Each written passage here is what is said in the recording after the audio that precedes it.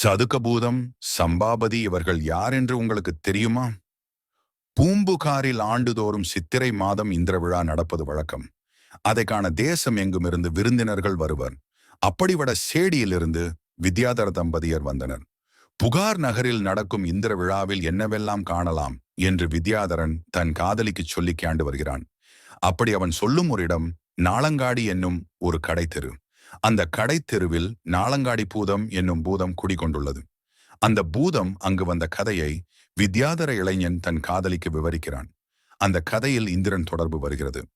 ஒருமுறை தேவலோகத்தில் இருந்த அமிர்தம் கவர்ந்து செல்லப்பட்டது.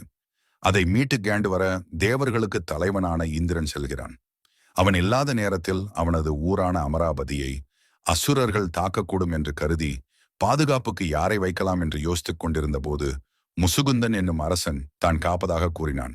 அவனை காவலுக்கு வைத்தபோது கூடவே அவனுக்கு பக்கபலமாக ஒரு பூதத்தை நிறுவினான் இந்திரன். எதிர்பார்த்தது போல அசுரர்கள் அமராவதியை தாக்கினார்கள். அவர்களால் அந்த நகரம் இருள் அடைந்தது. அப்பொழுது அந்த பூதம் இருள் நீக்க உதவியது. அதனால் முசுகுந்தன் அசுரர்களை வெல்ல முடிந்தது. திரும்பி வந்த இந்திரன் நடந்ததை கேள்விப்பட்டு பூதம் முசுகுந்தனுக்கு உதவியதை அறிந்து மகிழ்ந்து அந்த பூதத்தை முசுகுந்தனுக்கே அளித்து விட்டான். அப்படி பெறப்பட்ட பூதத்தை பூம்புகார் நகரில் நிறுவினான். அந்த பூதமே நாளங்காடி பூதம் எனப்பட்டது. பூதம் என்றால் ஏதோ பேய் பிசாசு என்றோ நினைக்க வேண்டாம். வழி வழியாக சோழ நாட்டு மக்கள் அதனை வணங்கி வந்துள்ளனர். தெய்வ சக்தி கொண்ட ஒன்றாக அது இருக்கவே அதற்கு மக்கள் பொங்கலிட்டு பூஜை செய்து வணங்கி வந்தனர். இதனை இளங்கோவடிகள் இந்திர விழாவூர் எடுத்த கதையில் விவரித்துள்ளார். சதுக்க பூதம் பெண்களை பாதுகாக்கும். பொய் சொல்பவர்களை பிடித்து தின்பது, அவர்களை கம்பத்தில் கட்டி வைத்து அடிப்பது போன்ற தண்டனைகளை வழங்கும். அறம் பிறழ்வோர், கபட சாமியார், தீயோர் போன்றவர்களை கொன்றொழித்து நகரையும் மக்களையும் காக்கும் சக்தி படைத்ததாக சிலப்பதிகாரம் சதுக்க பூதம் பற்றி கூறுகிறது. சதுக்கம் என்பது நகரின் 4 வீதிகள் சந்திக்கும் பகுதியாகும். இப்பூதம் சதுக்கத்திலிருந்து பூம்புகார் நகரை காப்பதால் இப்பெயர் பெற்றது. மணிமேகலையில் தீவத் தெய்வம் என்னும் தெய்வத்தை பற்றிய விவரம் வருகிறது. தீவத் தெய்வம் என்றால் தீவின் தெய்வம் என்று பொருள். இங்கு எங்கே தீவு இருக்கிறது என்ற கேள்வி எழுகிறது. இங்கு சொல்லப்படும் தீவு நாவலம் தீவு. நாவலம் தீவு என்பது மேருமலைக்கு தெற்கில் உள்ளது என்று புராணங்கள் முதலான பல வடமொழி நூல்களிலும் சொல்லப்பட்டுள்ளது. அதே விவரம் மணிமேகலையின் பதிகத்திலும் சொல்லப்படுகிறது. அது மட்டுமல்ல, நாவலம் தீவை காக்கும் தெய்வமாக ஒரு தெய்வம் பூம்புகார் நகரில் கோயில் கொண்ட கதையையும் அது சொல்கிறது. மேருமலைக்கு தென்புறம் உள்ள நாவலம் தீவில் அந்நாளில் மாநில மடந்தைக்கு அசுரர்களால் துன்பம் ஏற்படுகிறது.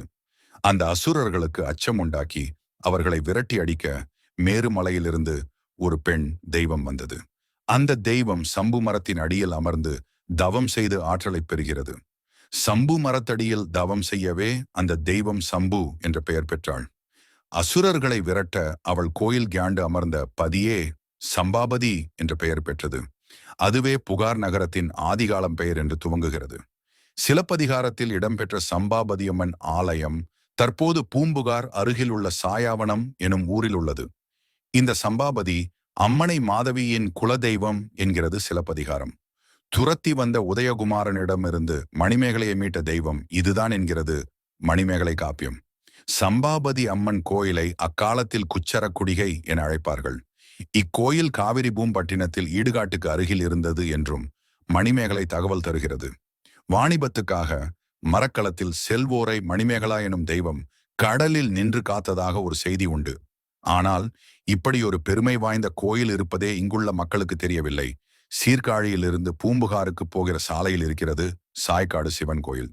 இதன் தென்புறம் செல்லும் தெருவில் சென்று இடதுபுறம் உள்ள அடர்ந்த தென்னை மரங்கள், மூங்கில் பனை மரங்களுக்கு நடுவே ஒரு ஒத்தையடி பாதை போகிறது.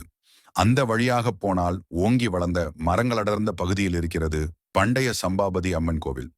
முறையான பராமரிப்பு செய்யப்படாத காரணத்தால் கோவில் இடிபாடுகளோடு காட்சியளிக்கிறது. செங்கல் சுதையும் கொண்டு உருவாக்கப்பட்டுள்ள இந்த சதுக்க பூதங்கள் மற்றும் ஒரு பெரிய குதிரை சிலைகள் 2000 ஆண்டு பழமையானவை எனப்படுகிறது. ஆனால் இந்திய தமிழக தொல்பொருள் துறைகளால் கண்டுகொள்ளாமல் கைவிடப்பட்டன.